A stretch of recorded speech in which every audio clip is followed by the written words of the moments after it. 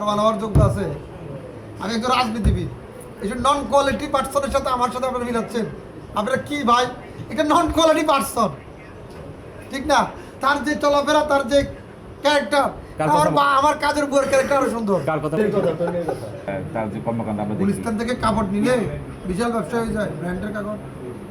আমি তো গুলিস্তান থেকে অনেক সময় জুতা কিনি, তো মানুষ বলে যে তুমি তো অনেক ভালো জুতা কিনেছো, দাম যদি বলে যে 600 টাকা 700 টাকা, তো ধরুন ভাই আমি তো শোরুম থেকে কিনেছি, এটা আপনার যে 5000 টাকা দিতে বুয়া প্রতারক। আইনজীবীটা হচ্ছে আওয়ামী লীগের, আপনি খোঁজ দিয়ে দেখেন ওই আইনজীবীটা পরিপূর্ণ আওয়ামী লীগের, আমি জানি তো ভাই। ওই ভদ্র উদ্যোক্তা, আমি তাকে ভদ্র উদ্যোক্তা বলবো।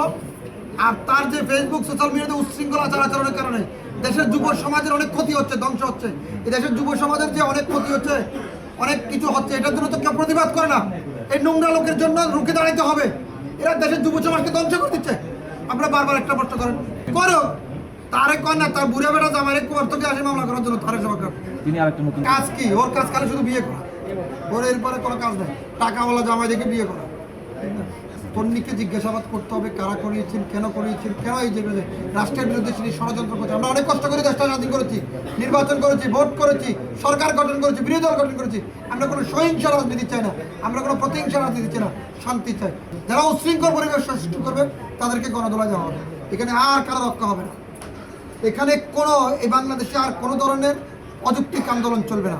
যৌক্তিক আন্দোলন চাই, যৌক্তিক প্রতিবাদ চাই, যৌক্তিক সংসদ চাই। অনেক কষ্ট করে যারা 15 বছর 17 বছর কষ্ট করে একটি রাষ্ট্র গঠন করেছে, আপনি তাদেরকে সময় না দিয়ে তাদের বিরুদ্ধে ষড়যন্ত্র করবেন।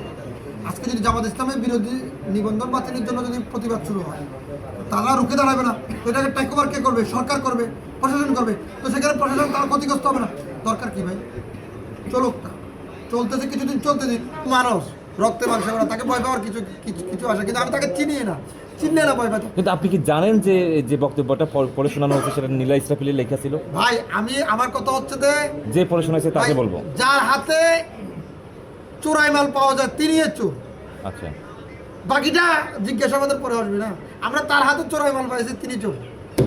আর বানাবার যোগ্য আছে? আমি একজন রাজনীতিবিদ। এইসব নন কোয়ালিটি পার্সনের সাথে আমার সাথে আপনারা মিলাচ্ছেন। আপনারা কি ভাই, এটা নন কোয়ালিটি পার্সন, ঠিক না? তার যে চলাফেরা, তার যে ক্যারেক্টার, আমার কাজের উপর ক্যারেক্টার আরো সুন্দর। কার কথা?